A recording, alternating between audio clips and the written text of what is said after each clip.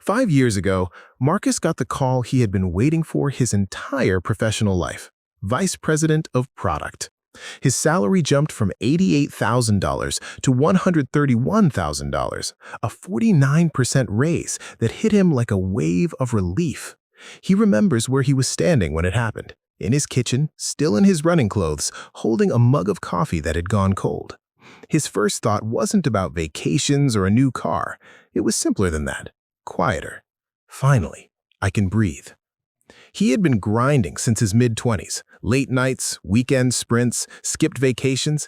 He had been telling himself for years that the sacrifice was temporary, that once he crossed a certain threshold, the financial pressure would lift, that the anxiety he felt checking his bank account every few days would eventually go away. That was 5 years ago. Today, Marcus earns $148,000. He has received 2 additional raises on top of his promotion. His income has grown by 68% in 5 years. And if you looked at his savings account right now, you would see a number that barely qualifies as an emergency fund. He still checks his balance with the same low-grade dread he felt at $88,000. The anxiety never left. It just got dressed in nicer clothes. How does that happen? How does someone nearly double their income and end up more financially fragile, not less? Marcus doesn't have a reckless spending problem. He's not gambling. He's not buying things he knows he shouldn't.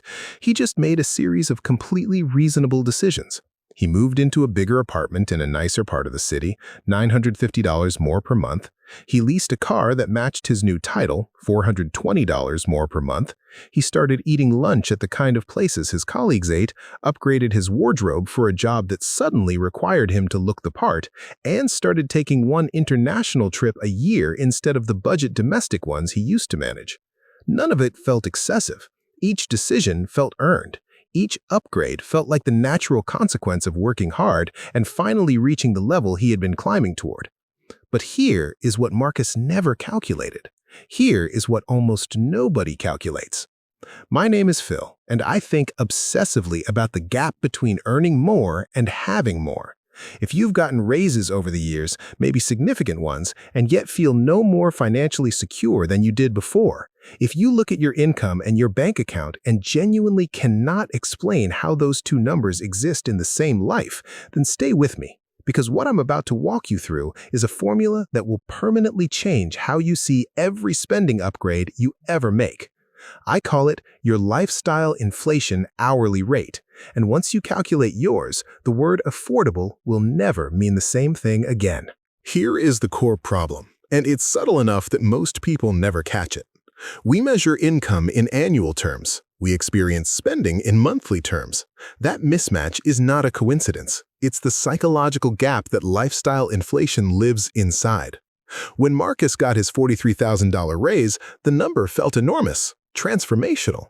A $43,000 raise sounds like a new life.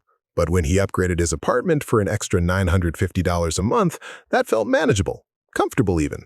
It's less than $1,000. On $131,000 a year, that's nothing.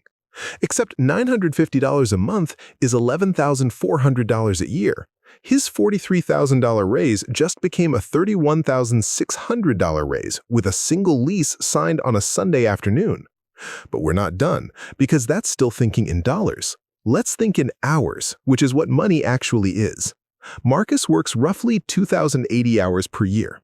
His gross hourly rate at $131,000 is about $63 per hour. After federal taxes, state taxes, and payroll contributions, his effective take-home rate is closer to $44 per hour. That $950 apartment upgrade costs him 21.5 hours of after-tax work every single month.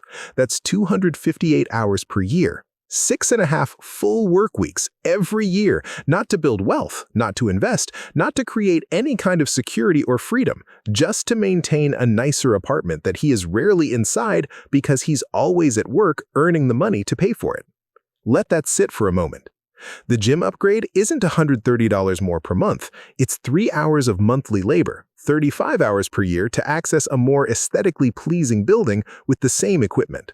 The car isn't $420 more per month, it's 9.5 hours of monthly work, 115 hours annually to drive a vehicle that arrives at exactly the same destinations his previous car did. The upgraded wardrobe, the nicer restaurants, the international flight, the streaming bundles and delivery subscriptions he added along the way, each one has a conversion rate. Each one has a price denominated not in dollars, but in hours of his life. When you add up every lifestyle upgrade Marcus has made since his promotion and convert them into hours, he is working approximately 560 extra hours per year compared to his pre-promotion baseline. That's 14 full work weeks, more than 3 months of his annual labor, every year, going entirely toward maintaining a lifestyle he no longer consciously notices because he has already adapted to it. Here is the formula. Run it on yourself. List every lifestyle upgrade you've made over the past 3 to 5 years. Every subscription added, every apartment or housing upgrade, every car payment increase, every category where you spend more than you used to. Add up the total monthly cost. Multiply by 12 to get your annual lifestyle inflation number. Then divide that by your actual after-tax hourly wage. That final number is your lifestyle inflation hourly rate, the hours per year you work exclusively to fund upgrades above your genuine baseline needs. For Marcus, the monthly lifestyle inflation total is approximately $2,100. The apartment, car, gym, restaurants, wardrobe, travel, and accumulated subscriptions. Annual lifestyle inflation, $25,200. Divided by his $44 after-tax hourly rate, 573 hours per year. But here's where the math gets truly uncomfortable. You don't just need to earn $1 to spend $1. You need to earn significantly more than $1 because taxes take their share first. That $25,200 in lifestyle spending required Marcus to earn approximately $38,000 in gross income to produce the post-tax dollars to fund it. His 68% raise over 5 years amounted to roughly $60,000 in additional annual income. Lifestyle inflation consumed 63% of it. The rest was absorbed by higher marginal taxes on higher income. What was left for wealth building was almost nothing. This is the lifestyle creep multiplier that no one teaches you. Every dollar of lifestyle inflation costs more than $1 of earning because you have to generate the pre-tax gross to produce the post-tax net. At Marcus's marginal rate, roughly every $1.55 he earns produces $1 he can spend. His $2,100 monthly lifestyle inflation requires approximately $3,255 in gross monthly earnings just to sustain it. He's not working for his future, he's working to stay in place on an increasingly expensive treadmill. Now, let's extend the timeline because this is where the numbers stop being uncomfortable and start being genuinely alarming. Imagine someone, call her Diane, who starts her career at 26, making $54,000. She lives modestly, spends about $38,000 a year, and saves around $9,000 annually. She's disciplined. She's doing the right things. Over the next 38 years, she receives average annual raises of 3%, which roughly tracks historical wage growth. By 64, she's earning $172,000 in nominal terms. If Diane holds her lifestyle constant, spending grows only with inflation, not with income, her baseline spending at 64 would be around $78,000 per year. She would be saving close to $55,000 annually in her peak earning years.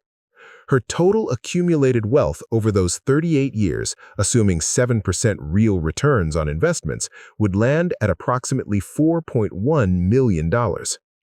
That is the uninflated path. Now consider the path Diane actually takes, the path most people take. Every raise brings a small upgrade. The nicer apartment at $65,000, the car lease at $80,000, the premium everything as the income climbs into 6 figures. By 64, her lifestyle costs $138,000 per year rather than $78,000.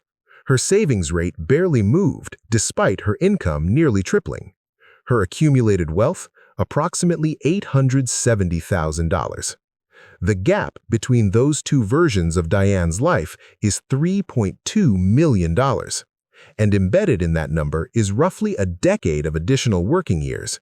Years she spent maintaining a lifestyle whose upgrades she stopped noticing years earlier.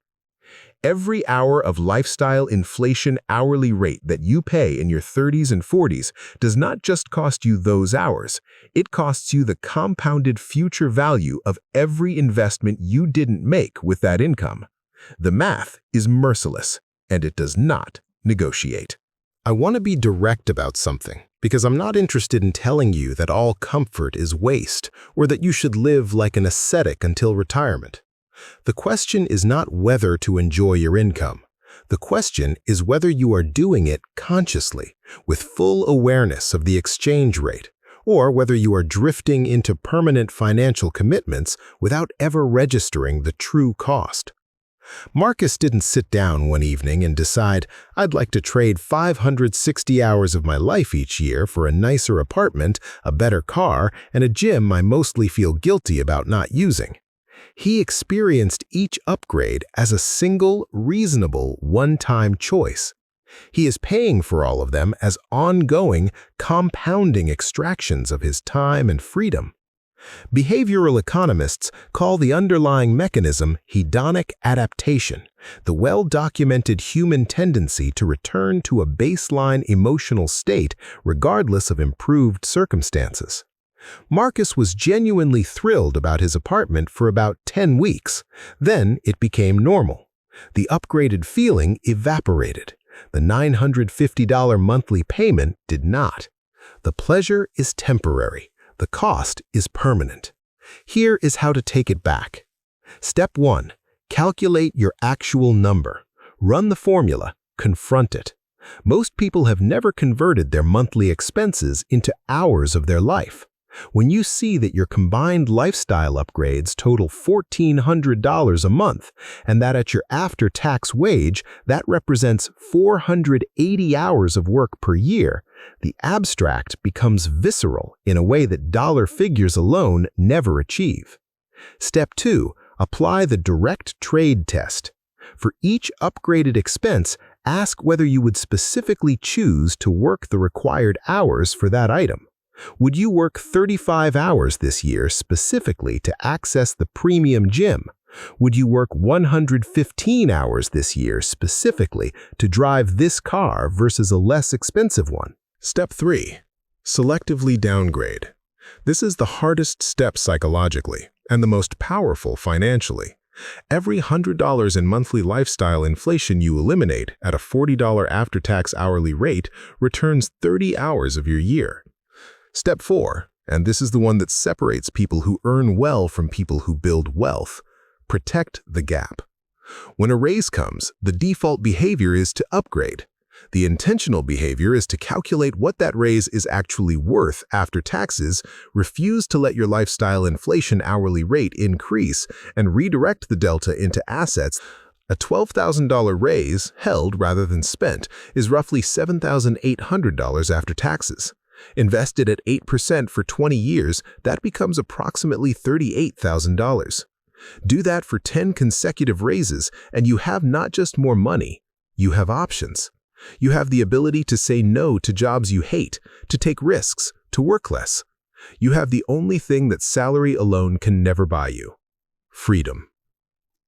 Marcus didn't get promoted into prosperity. He got promoted into a more expensive, more fragile version of the same trap. His lifestyle inflation hourly rate grew faster than his income did. He earns dramatically more and has dramatically less savings, less runway, less ability to walk away from anything. The number that matters is not what you earn. It's how many hours of your life you are trading for things you stopped noticing years ago. Calculate your lifestyle inflation hourly rate. See the number clearly, and then decide, deliberately, with full information, whether the trade is worth it. Or decide that you'd rather have your hours back. I'm Phil. I spend way too much time thinking about this stuff, so you don't have to. If this reframed how you see your next raise, hit like and subscribe. I'll see you in the next one.